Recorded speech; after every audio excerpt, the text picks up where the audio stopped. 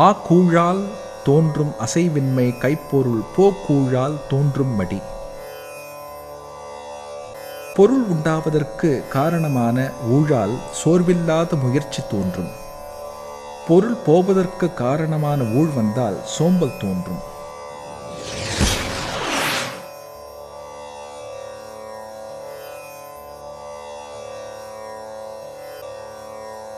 பேதை படுக்கும் இழவூழ் அறிவகற்றும் அகலூழ் உற்றக்கடை.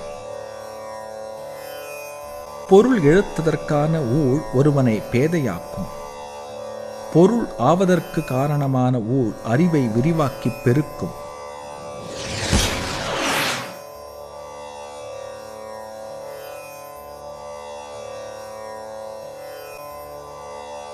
நுண்ணிய நூல் பல கற்பினும் மற்றும் தன் உண்மை அறிவே மிகும். ஒருவன் நுண்மையான நூல்கள் பலவற்றை முயன்று கற்றாலும் ஊழின் நிலைமைக்கு தகுந்தவாறு உள்ளதாகும் அறிவே மேம்பட்டு தோன்றும்.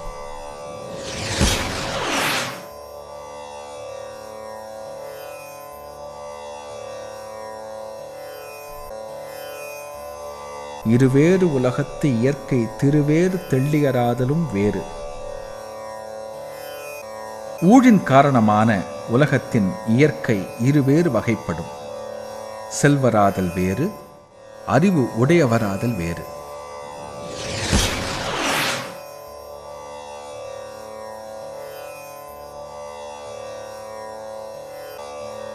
நல்லவை எல்லா அந்தீயவாம் தீயவும் நல்லவாம் செல்வம் செயற்கு. செல்வம் ஈட்டும் முயற்சிக்கு நல்லூழால் தீயவை நல்லவை ஆவதும் தீயூழால் நல்லவையும் தீயவை ஆதலும் உண்டு.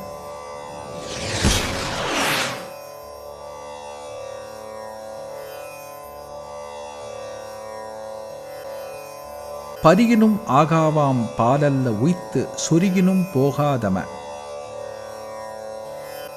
வருந்தி காப்பாற்ற முயன்றாலும் நல்லூழ் வாய்க்காத போது தமக்கு உரியவை அல்லாத பொருட்கள் நில்லாமல் போகும். நல்லூழ் வாய்க்கும் போது தமக்கு உரியவை வெளியே கொண்டு போய் சொரிந்தாலும் போகா.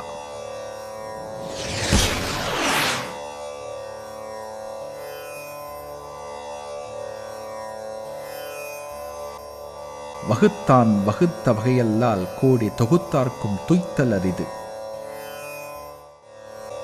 ஊழை வகுத்தவன் வகுத்துவிட்ட வகைப்படி அல்லாமல் கோடிக்கணக்கான பொருட்களை சேர்த்தவர்க்கும் அவற்றை துய்த்தல் அரிதாகும்.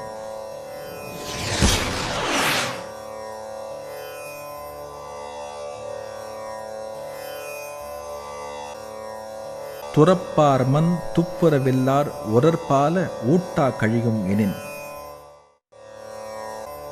ஊழால் வரும் துன்பங்கள் வந்து வருத்தாமல் போகுமானால் நுகரும் பொருள் இல்லாத வறியவர்கள் தம்முடைய ஆசைகளை துறப்பார்கள்.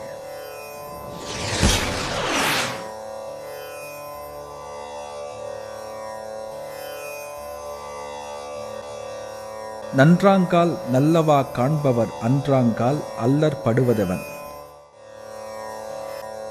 நல்வினை விளையும் போது அவற்றை நல்லனவாக காண்பவர்கள் தீவினை விளையும் போது துன்பமுற்று கலங்குவது ஏனோ?